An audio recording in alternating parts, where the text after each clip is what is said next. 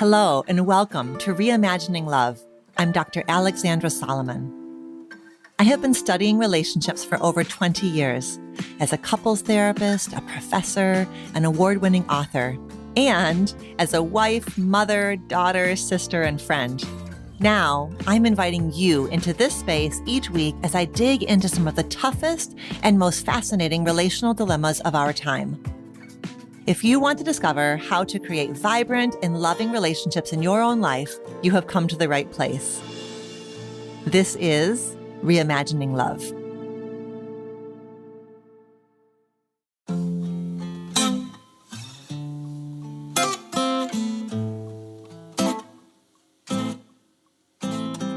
Hi there, and welcome back to Reimagining Love.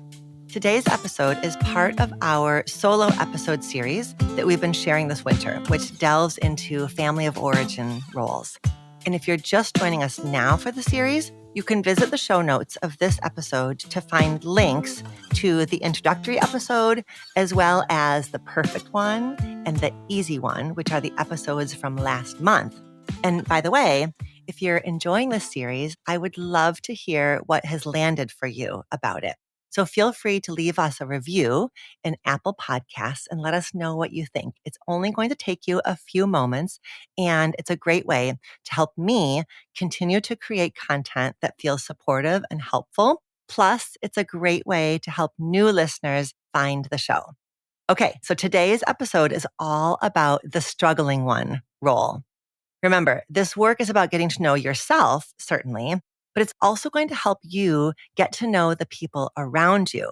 So even if you suspect that you're not a struggling one, I hope you're still going to listen to the episode because it could help you better understand someone close to you and it could create deeper connection with them.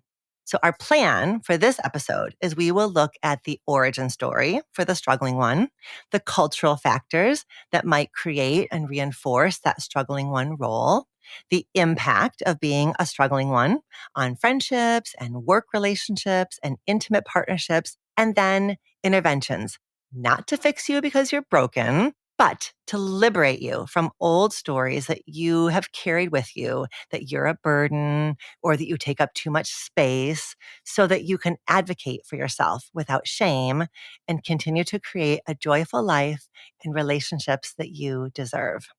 Quick reminder that at the end of the series, we're going to share a worksheet with tailored journaling prompts and practices for all the roles. So if you would like to receive that later on this winter, make sure you're signed up for my newsletter, which you can find a link for in the show notes or visit dralexandrasolomon.com/subscribe to get added to the list.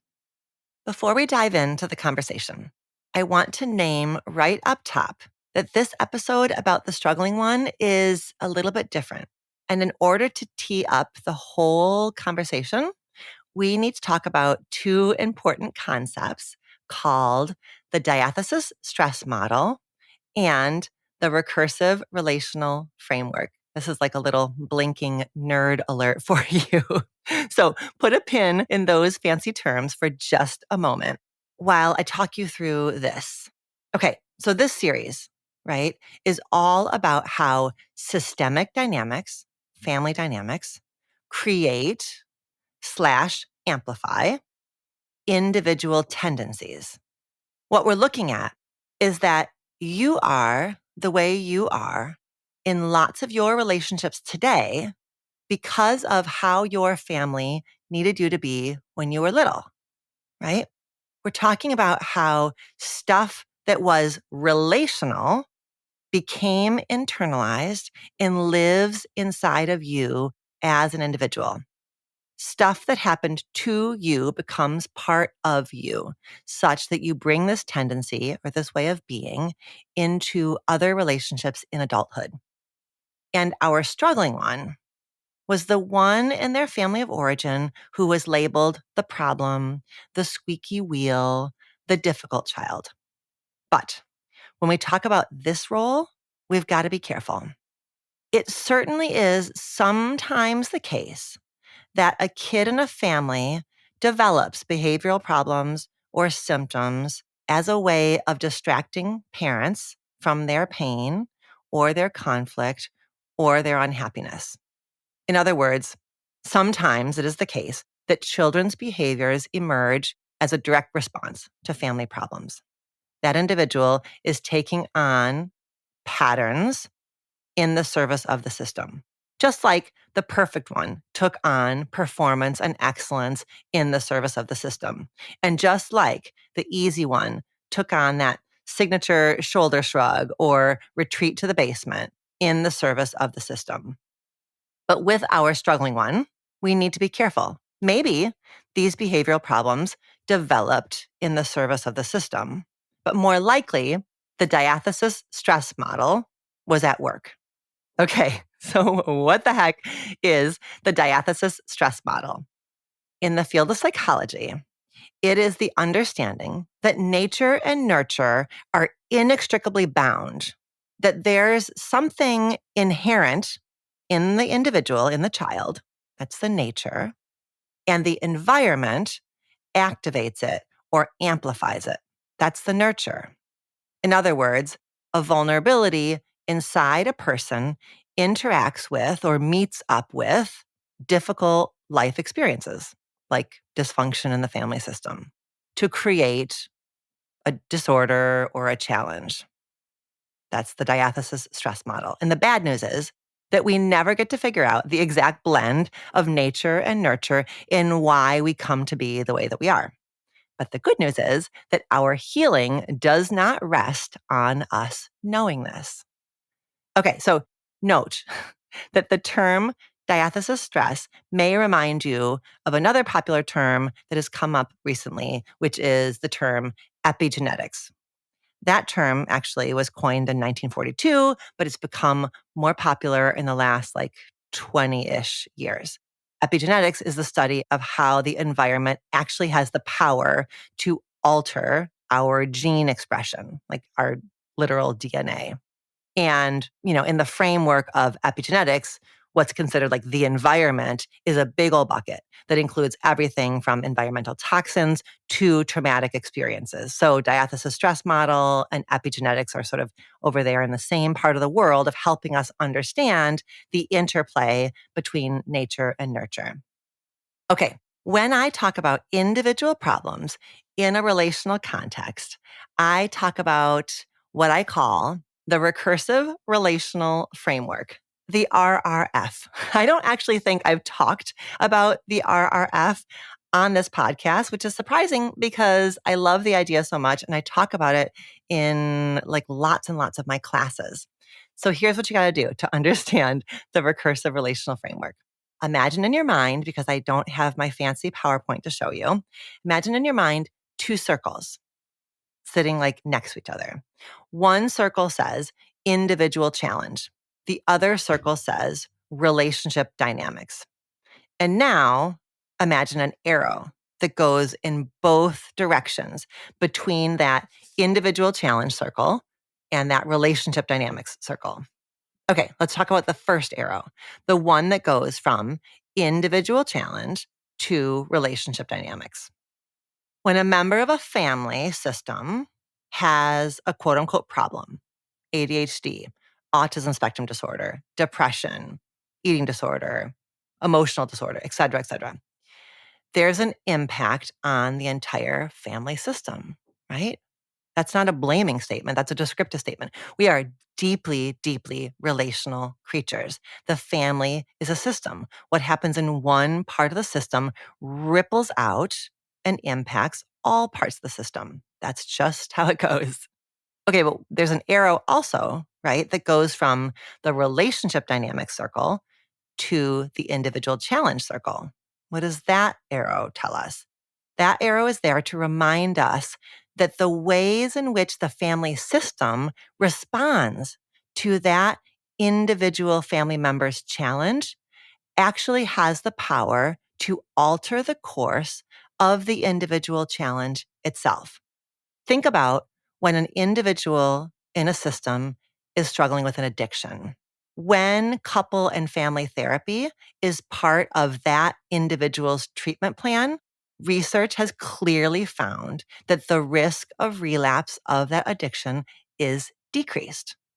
When the family learns how to relate in healthier ways to the individual struggling with addiction, it alters the course of the individual's journey with addiction, right? That's really, really powerful. I'll share one other piece of research. There was some research back in like the 1990s that if you have a woman who's been diagnosed with depression and she reports elevated levels of conflict in her marriage, in her intimate partnership, what they found is that couple therapy is more effective than individual therapy for the treatment of her depression. So that's that arrow, right? That goes from relationship challenges to individual challenge. The depression lives inside of her, but when you change the dynamics of the intimate partnership of the marriage, that has a more powerful impact on alleviating her depression than just treating her in a one-on-one setting. Okay, so the bottom line here is if you are a struggling one, you likely had an identifiable problem or challenge. And all the members of your family were impacted in some way by the problem that you faced. That's again, not a blaming statement. It's just a descriptive statement about interconnectivity in a family. And the way that your family members related to your individual challenge shaped your experience of your individual challenge. Were people in your family critical of you? Did people in your family, God forbid, mock you or minimize your challenge? Were you expected to do everything that your siblings were able to do, or were accommodations made? If accommodations were made, how did the big people in your family talk to you and talk to your siblings about why some things were different for you? Did the big people in your family want to wrap you up in bubble wrap because you were perceived as fragile? Were you sheltered? Were you protected in ways that ended up inadvertently amplifying fear or creating fear inside of you? How did your family talk about your challenge to you, to the people outside of your family? Was there secrecy and shame? Was there pride? What were the emotions and what was the narrative about how your challenge was talked about? To what degree did your family advocate for you? To what degree did they teach you how to advocate for yourself? The family dynamics set you up to have a particular relationship with your individual challenge, shaping your self-esteem, your feelings of agency, your feelings of self-worth, your ability to advocate for yourself, et cetera, et cetera. And there likely are echoes still today.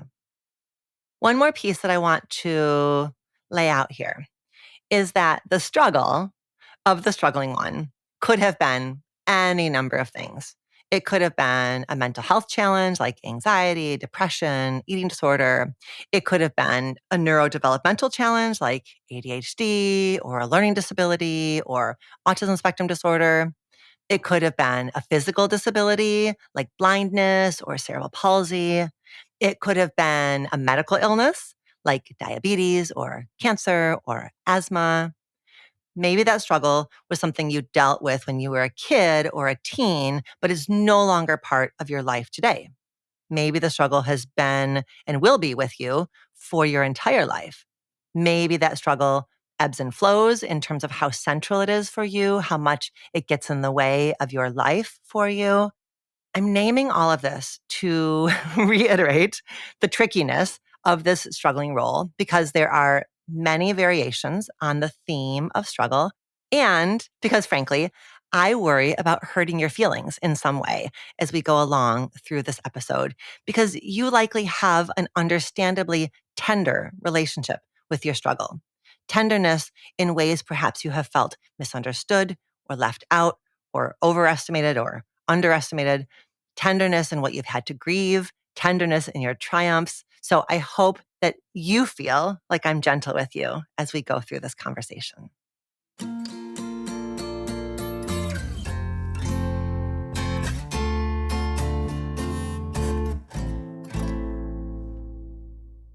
Okay, so let's talk about some hallmarks and examples of the struggling one role. So how do we identify the struggling one within a family system? How do you know if that was you? Well, with all these roles, we ask the question, okay, how did this child attempt to create emotional safety for themselves and stability for their family? So here, the common theme among struggling ones is that they attempted to create emotional safety in their family system via their needs, whether that was by choice or not. So here are some telltale signs that you were a struggling one in your family of origin. You were the problem child or the sick one. Your family rallied around you to address your challenges. You never really felt quote unquote normal or like you quote unquote fit in because of the ways that you were different from others. As an adult, you worry a lot about letting people down, taking up space, being a burden. Maybe people in your life give you feedback that you're demanding or you're too much. Maybe you've had to figure out how to love yourself along with your limitations. Let me give you some examples of the struggling one in pop culture that my team and I came up with. We thought about Beth from Little Women and the way her illness is a focal point for her family. We thought about Nessa Rose from Wicked, who was seen as helpless by her father because of her physical disability and who often felt like she was on the outside. And remember, the father instructs the sister Elphaba to protect Nessa Rose at all costs when they arrive at school. Think about Kit Kat from the movie About Time. She was the quirky and loving sister of the main character, Tim, and her family worries about her as she struggles with addiction and unhealthy relationships. In fact, my team pulled this quote. And the quote goes like this: maybe, just maybe, I'm the faller. Every family has someone who falls, who doesn't make the grade, who stumbles, who life trips up. Maybe I'm our faller. Oof. Think about Charlie Brown, who struggles to feel normal among his peers, who suffers rejection, who grapples with persistent low mood, especially around Christmas time. Think Roman Roy from Succession, played by Kieran Culkin. Maybe think Elsa from Frozen, whose family struggles to know what the heck to do with her special powers. Mikey from The Bear, Eeyore from Winnie the Pooh. How about Sarah Braverman and Crosby Braverman, two of the characters from the TV show Parenthood? By the end of the episode, I suspect that you're going to be able to think of some examples on your own. And I would love for you to send those to me in an email or a DM. Let me know who you come up with. And then remember, for each of our 6 roles, I assign a bumper sticker or a catchphrase. So for our struggling one, the motto or the core belief sounds like this: I am loved to the degree that I need things from people. Let's talk about the origin story of the struggling one. What are the forces that might have contributed to you being cast as the struggling one? How did you come to be that way? So remember, we're going to be careful with our extremes. So imagine like 2 ends of a spectrum. One end of the spectrum is everything is explained by the system, by family dynamics. And the other extreme is everything is organic or endemic to somebody's personality. And our work here is we're going to live in a shade of gray between those extremes, where the inherent stuff and the relational stuff are forever shaping each other. So for the struggling one, here's the hard truth. Like it or not, you took up a lot of space in your family system.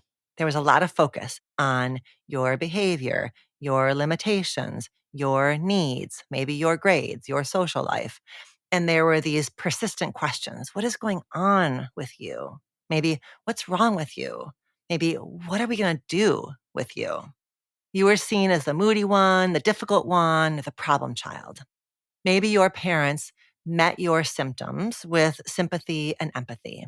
Maybe they even took you to a therapist, and I would give those parents a high five for, getting you that kind of attention and care. And at the same time, if you were sort of like dropped off at a therapist's office, it may have reinforced a story inside of you that you're different from other family members, that you're the problem. And that may have been an incredibly lonely and isolating experience for you, realizing that there was something about you that made things harder, that required more care and attention, that perhaps felt like it separated you from your siblings or other people in your family system. And, I said a moment ago that we're talking about a big bucket here of what the thing was, what the struggle was, whether it was a medical diagnosis or a physical disability or a mental health challenge, et cetera, et cetera. But I do want to note that if you were just a particularly moody or emotional child in a family system that did not know how to do feelings, that may have been enough for you to get stuck with this struggling one label, right? Versus a moody kid whose parents had the capacity to kind of ride the waves, do emotion coaching, kind of go with it without sticking a label on your head, without kind of pathologizing it or being a little bit kind of freaked out or overwhelmed by your emotionality. In 2020, there was this book by Dr. W. Thomas Boyce called The Orchid and the Dandelion: Why Sensitive Children Face Challenges and How All Can Thrive. This book was based on his decades as a pediatrician, and he determined that some kids are dandelions and some kids are orchids. Dandelion kids are like hardy, resilient, healthy. They can thrive under most any circumstance. Orchid kids are sensitive, susceptible, and fragile, right? Just like orchid flowers. And more than dandelion kids, orchid kids need consistency. They need support. And when they have that, they can thrive as much as, if not more, than dandelion children. So, you may have been an orchid kid in a family that didn't know how to create a thriving environment for you, that your needs kind of outreached your family's capabilities. So that's the theme that kind of unites all these subtypes of struggling ones, that their neediness was their way to attempt to create emotional safety for themselves and to attempt to create some sort of common purpose for the big people to rally around. That's going to mean that they very likely felt like a burden or felt like they were too much. And even as a small child, you might have had some awareness of your added challenges. In any case, you were likely aware that a lot of energy was coming your way. It may have been the case that your struggles sort of serve to distract the big people from their conflict with each other. So there's like this added layer of convenience, like being quote unquote sick may have kept your parents from being in conflict with each other and may have given them a common cause of sorts. In the world of family therapy, we call this being the quote identified patient, or the IP. You took on these problems to distract your parents from focusing on their frustration with each other. This theme of distracting or diverting attention is going to come up again when we explore the rebel role next month. But think about the brilliance here. When you're little, there is nothing scarier than parents fighting with each other. So as little kids, we develop all kinds of clever ways to keep that from happening. And you being sick or you acting up may have been enough to keep them from focusing on each other. I remember in my family growing up that my mom and my stepdad were most likely to fight during family dinner. So what did I do? It was brilliant. I talked incessantly. I talked from the moment we sat down until the moment we were done. Because if I was talking, then they couldn't get into it with each other. Fast forward, what do I do for a living now? I talk. Those dots really connect themselves, don't they? Okay, so now let's take a moment and talk about how culture and gender may have impacted the struggling one, or certainly could have added layers to the experience. Well, as it turns out, variables like race and gender shape how grown-ups perceive kids' challenges. For example, research has found that girls on the autism spectrum or girls with ADHD sometimes go longer without being diagnosed because they're less disruptive in class than boys. We also know that depression in boys often gets missed because it's framed as naughtiness or like typical teenager stuff. And we know that kids and teens who are BIPOC are more likely to be misdiagnosed, and that kids and teens in underprivileged communities certainly have a harder time getting access to care. So these cultural dynamics, these cultural dimensions shape then how the people around the struggling one understood or misunderstood what that struggling one was going through, and whether or not the struggling one and their family got the support that they needed. Fast forward to the present moment. Let's take a look at the struggling one as an adult. We're going to do work, we're going to do friendships, and we're going to do, of course, intimate relationships. Let's start with work. Okay, if you're a struggling one, you may be too quick to assume that you're the problem at work because that was what you got used to growing up in your family of origin. You may feel all too easily responsible for things that are not yours. You may also kind of carry like a fear that you're a high risk hire. Even if that's not objectively true, you may be kind of chronically afraid that you're the one whose, head is on the metaphorical chopping block. In the workplace, you may also have some added emotional labor and responsibility to figure out what to disclose to whom regarding your struggle, what kinds of accommodations perhaps to negotiate with your workplace. And that's an added layer of emotional labor, isn't it? If you're a struggling one, you may need to be more discerning about what types of jobs are going to work for you because you may have unique sets of strengths and challenges. It may be the case that it takes longer for you to identify a workplace where you feel like you can thrive. I think the great thing here is that I suspect that when you do feel like there's a goodness of fit between you and your workplace, you're probably a kick-ass, deeply loyal employee, right? I mean, every one of these family of origin roles that we're talking about has a set of growing edges or challenges and a set of gifts. And I think that's a huge gift. And P.S., the spaces where you maybe would not get the support or accommodation that you need probably would actually do well to become more inclusive, more humanistic, less focused on the bottom line, right? It's like so important to have lots of different types of people and perspectives on a work team, but you got to preserve your energy and you can't change an entire system sometimes. So your job, I suspect, is discernment, and finding a space that is curious about how to accommodate, flex, for you. And then who knows, there may be down the road side effects where the whole system changes because of what you have introduced. Okay, let's talk about the struggling one in friendships. As some of you know, I am the mama of an adult son, young adult son, who is neurodivergent. And we could do a year's worth of episodes on all of what I have learned in my journey as his mom. But I'll pull out this one piece for our purposes here.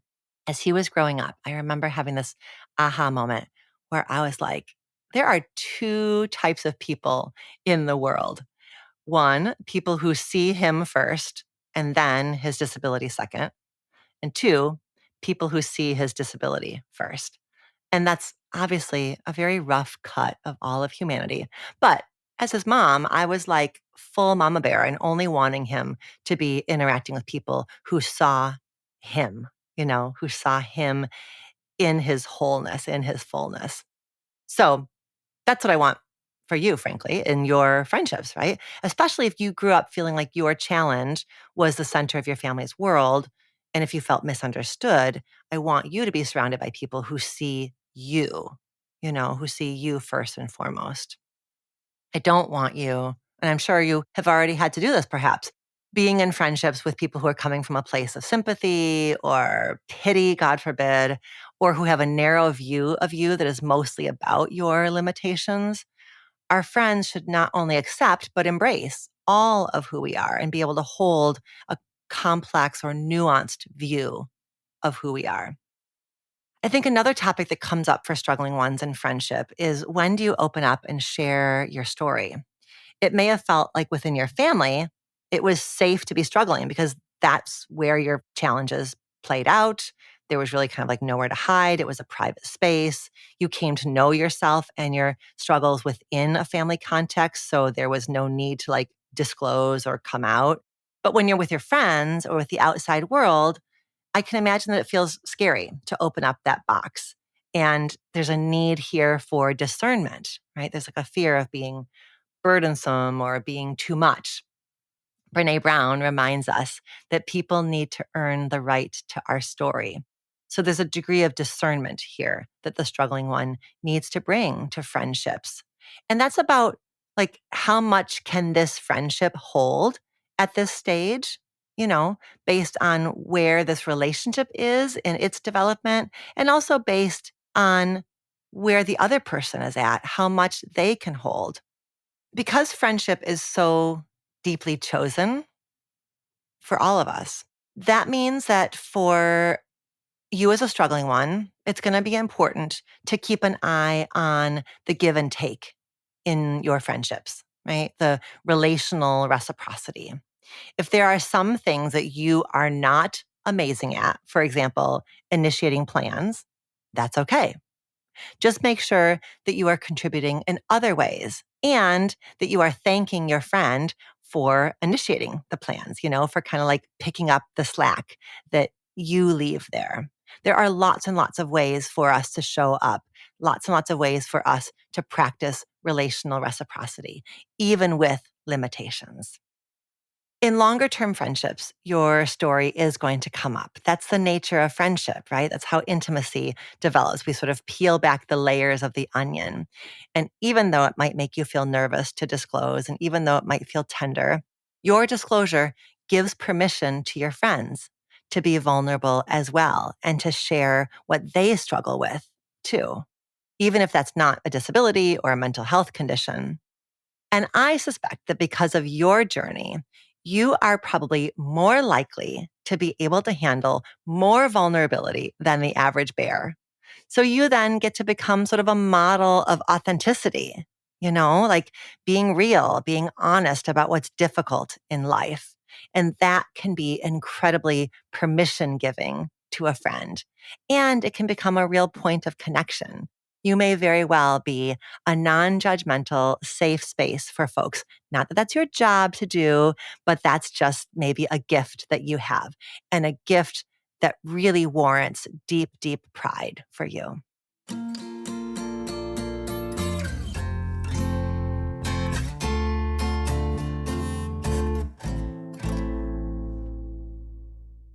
Let's move on to intimate relationships. Here again, that idea from Brene Brown certainly applies about people needing to earn the right to your story. That applies big time in dating, doesn't it?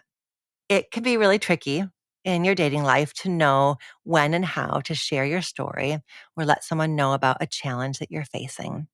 And it may be that in this world of fancy dating apps and technology, you might be able to date within a community of people who have a similar diagnosis or a similar struggle.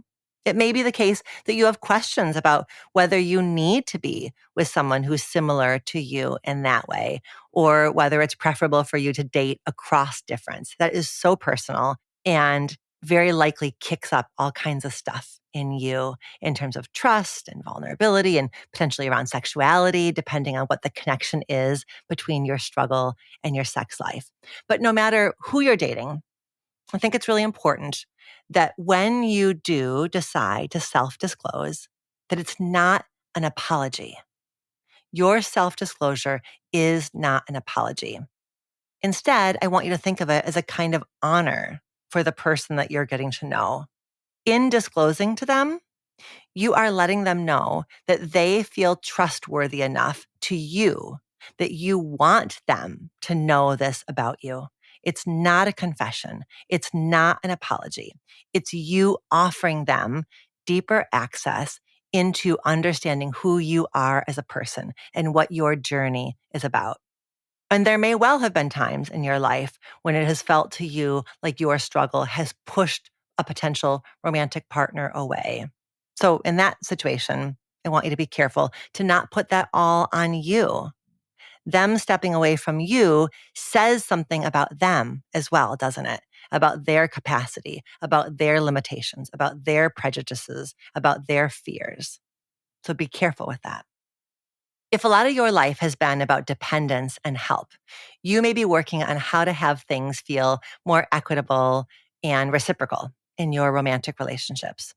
And even if there are ways in which you do need help or you do need accommodation, I want you to make sure that both you and your partner keep an eye out for ways in which you can be the helper, ways in which you can be the accommodator, right? Because every single romantic relationship has dynamics around helping and accommodating.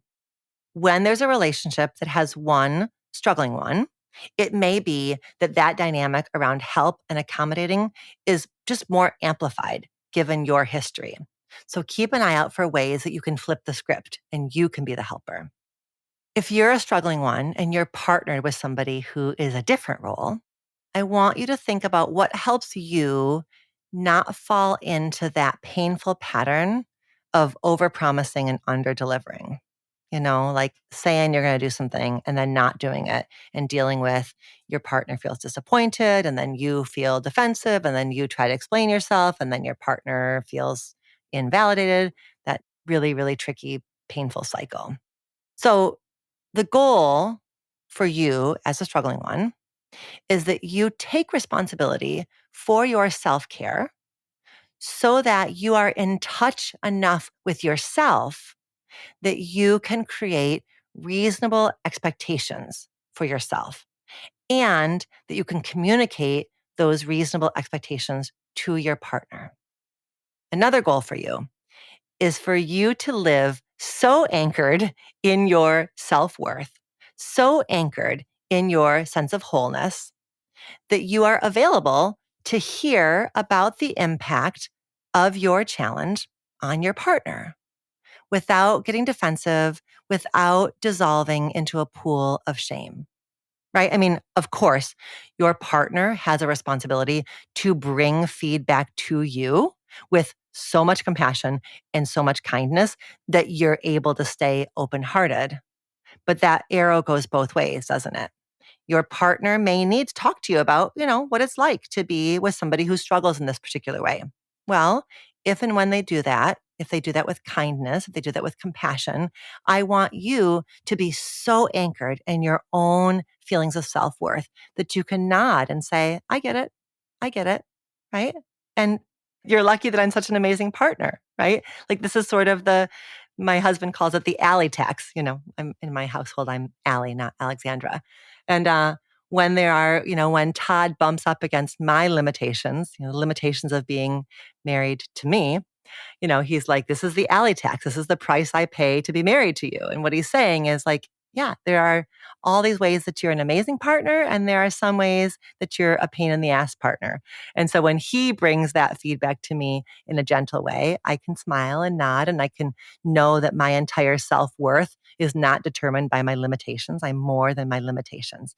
So that's what I'm getting at here, right? Is that I want you as a struggling one to be honest and reasonable about what you can and can't do.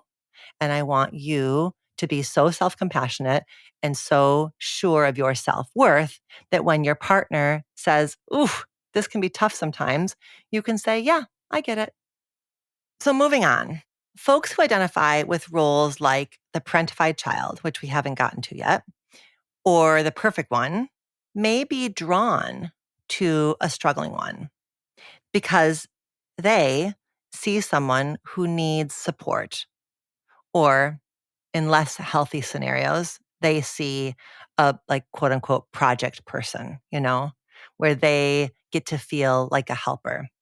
There can be this dynamic that kind of like works for both people, almost like a key and a lock, you know, where the perfect one is deriving a sense of worth from being helpful. And that feels really familiar to a struggling one who's used to being in a dynamic where they're the problem and they need help. So it's like both people are falling into a pattern that feels familiar. And of course, the risk is that then this couple slips into that overfunctioning, underfunctioning dynamic that may have been so much a part of the struggling one's childhood. So for a couple that's partnering across roles in that way, I just want you to keep an eye out for how you might be able to shake up that pattern, like where the struggling one is helping the parentified child, where the struggling one is accommodating the perfect one. right? That shakes up that old dynamic. That lets each of you work on something that is less familiar, less comfortable, but also that feels perhaps quite liberating. What about when two struggling ones come together in a romantic relationship? Well, I can imagine that there is a deep bond around a shared history of challenges and victories. I'm thinking about what happens in addiction recovery programs. You know, how there's like often rules and restrictions about how and when people can date within that group because it's like so easy to feel deeply understood and bonded and aligned around the struggle. But it also puts a lot of pressure on the relationship, and it can be a recipe for codependence. There's so much connection that's possible when you both have felt misunderstood or lonely. It can feel like you've come home, like you found your other half. You found somebody who really gets it. There's a ton of potential. It's just that you need to keep your eye out for this question. Are we allowed to be different from each other? And this question, what happens when there are ebbs and flows in our challenges? What happens when one of us is struggling more than the other? Right? So just be mindful that even though there are parallels in your story, you don't have the exact same story because no two people have the exact same story. And be mindful that the dynamic that you started off with might shift when you hit a season in which one of you is struggling more than the other. So just being curious about how that dynamic changes across time, how each of you have your own individual journeys with your struggle. Each of you has a relationship with your partner struggle, and that all of that keeps shifting and changing as you go along. Let me talk for a moment to the partner of the struggling one. Okay, what do I want you to be keeping in mind? What do I want you to know so that you can be an ally in the struggling one's recovery from their limiting beliefs? I got 4 things for you. Number 1, remember that your struggling one is the ultimate expert in their own well-being. So be careful not to give advice or to direct because your struggling one understands their journey likely better than you ever can. So when in doubt, defer. Number 2, it may feel really good for you to be helpful to your struggling one partner. But when you pride yourself on giving assistance before the struggling one even knows they need it, you might be unknowingly reinforcing an old painful pattern from the past. Perhaps in their family growing up, the people were just helping them so much that the struggling one never got the chance to feel their own agency, their own power. So our hope is for the struggling one to be able to reclaim that agency as an adult. So as a partner, I want you to do a simple check-in before you jump in, and that can be transformative. So ask your struggling one if they need help rather than assuming that they do. Number 3, look for opportunities for your struggling one partner to be helpful to you. In the Easy One episode, we talked about the helper's high. So remember that. When your struggling one gets to be helpful, it gives them that helper's high. Like let them have that experience. It actually is what we call in therapy a corrective emotional experience. It kind of makes up for all the years when it went the other direction. It's a chance for them to experience a different relationship dynamic. Okay, number 4, practice self-care. When your struggling one is struggling, make sure that you are also stepping away to fill your bucket. If you are giving and sympathizing and helping and accommodating, you're going to get resentful. And your resentment does neither of you any favors. It's going to erode intimacy in your relationship. So your job is to resource yourself so that you don't get burned out. You need friends, you need exercise, you need distraction, you need space, etc., etc. All right, now as we move to wrapping up this episode, I want to talk about the struggling one's healing, the struggling one's liberation. When we're talking about people who have faced a challenge of some kind, I think there are these two predominant cultural narratives. One is like the helpless victim narrative, and the other is the you're so special narrative. And neither of these narratives truly honors the full complexity of your experience. Rather, these like twin aspects of the heartbreak and the heroism, both those things are true for you. So your work, your liberation is about writing both the struggle and the ascendance into your story. Both of those elements belong. Both of those are you. I also want to talk about something called spoon theory, which originated from a 2003 essay by the writer Christine Miserandino. She wrote about explaining her experience with chronic illness to a friend of hers. The idea is that folks who live with chronic pain or some other kind of limitation must plan things in advance in order to conserve their energy. So what you do here is you imagine that when you wake up in the morning, you have a set number of spoons, say like 12 spoons, and you have to decide how to use them on a given day. It's a framework for creating reasonable expectations for yourself. So if you know, for example, that work is 8 spoons for you, even though it might be 4 spoons for somebody else, that doesn't matter. What it means is that you have to build the rest of your day to accommodate the fact that the bulk of your energy is going to get used up by work. We all have limited amounts of energy, but for somebody who's a struggling one, it probably is the case that it's that much more important for you to be mindful of limited capacity, whether that's in a physical sense or a social sense, so that you don't end up doing that thing I was talking about before, the overpromising and under-delivering. So setting reasonable expectations for you and for the people around you is the kindest thing that you can do for yourself and to protect your relationships. And finally, as you reflect on your journey with your challenge, make sure that you're not just focusing on what's been made harder for you, but also on the ways that you've grown or that you have unique and valuable insights that are shaped by your experience. In the 90s, there were these two psychologists, Richard Tedeschi and Lawrence Calhoun, who started to talk about post-traumatic growth. We talk about post-traumatic stress disorder. Well, these two started talking about post-traumatic growth, which is all about how the shit that we don't want, the shit that we maybe wouldn't wish on anybody else, also has the power to grow us nonetheless. So post-traumatic growth is nothing that you can will yourself into.